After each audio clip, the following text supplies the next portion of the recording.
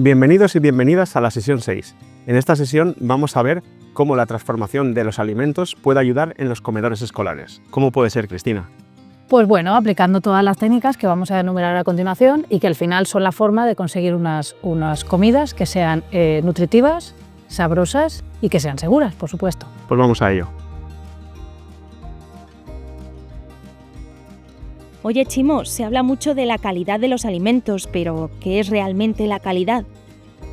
La calidad de los alimentos, para un cocinero, es básico saber que sean alimentos de temporada, de proximidad, sobre todo de cercanía, para que esos alimentos tengan tiempo de madurar en las matas, como por ejemplo los vegetales o las frutas, para que cojan todas las vitaminas y sabores desde la misma planta y no tenerlos en cámaras durante mucho tiempo o transportarlos desde otros sitios, porque ahí es donde pierden muchísima calidad. En cuanto a los proveedores de kilómetro cero, tenemos que trabajar con productos locales, la importancia de conocer nuestro mercado, la temporalidad de las cosas, visitar los mercados de nuestra población y buscar los mejores productos y adecuarlos a nuestros menús escolares. Solo así conseguiremos que los niños coman de una forma buena, saludable y nutritiva. Chicas, chicos, es muy importante que pensemos en la importancia del rol de los alimentos. Bueno, pues como os comentaba Chimo, dentro de este papel de transformación de los alimentos que tiene el rol del personal de cocina en los coles, tenemos un factor también muy importante para generar aceptación que hay que tener en cuenta y que tiene que ver con esta formación, que es transmitir la importancia que tiene tanto el contexto cultural en esa aceptación de los alimentos, de los colores, de los olores, como cierto conocimiento inconsciente que tenemos a cierto nivel evolutivo y que nos ha permitido preservarnos como especie. Entonces, en primer lugar estaría este contexto cultural que, bueno, creo que es algo que podemos reconocer fácilmente en los olores, los sabores, el aspecto, incluso los propios alimentos que consumimos tienen una aceptación cultural, tienen que ver con un patrimonio cultural y una cultura de la alimentación de nuestra zona que, claro, nos genera ya una aceptación per se, porque es lo que hemos comido desde pequeños, en nuestra familia, en todos los contextos sociales y culturales. Entonces, eso de alguna forma pues, condiciona mucho la aceptación de ese olor, de ese color, de ese alimento.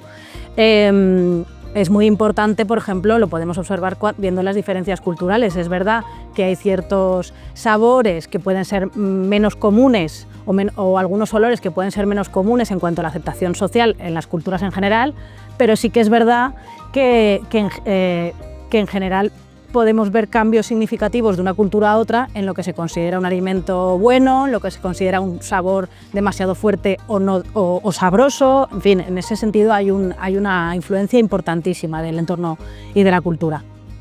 Luego, por otro lado, está esta parte más inconsciente que decía al principio, que tiene que ver con que cuando nosotros, claro, como especie, nos hemos pasado miles y miles y miles de años sobreviviendo en un entorno, probando, interactuando un poco con el medio y alimentándonos un poco con lo que encontrábamos, al final hay cierto conocimiento que sí que se queda fijo de una forma un poco inconsciente.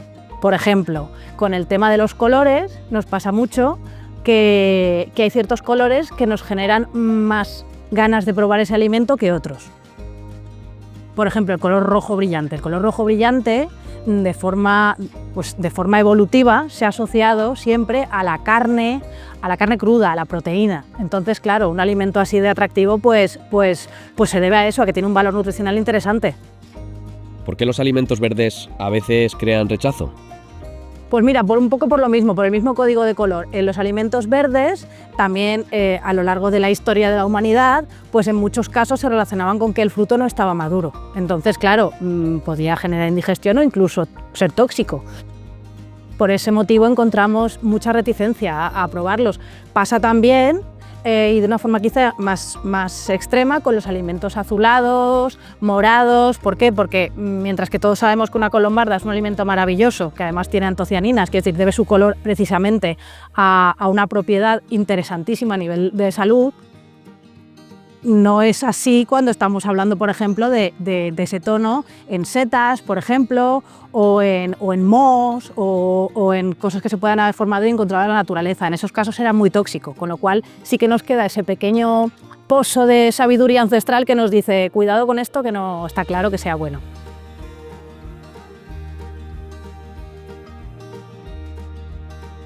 Como resumen, en la sesión 6, ¿qué hemos estado trabajando, Cristina?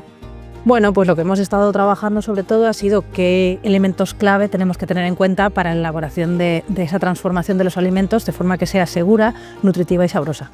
En un primer momento hemos visto lo que es todo lo que tiene que ver con esas técnicas culinarias aplicadas a la seguridad alimentaria, ¿no? Y a todo lo que tiene que ver con la microbiología y con el control de alérgenos.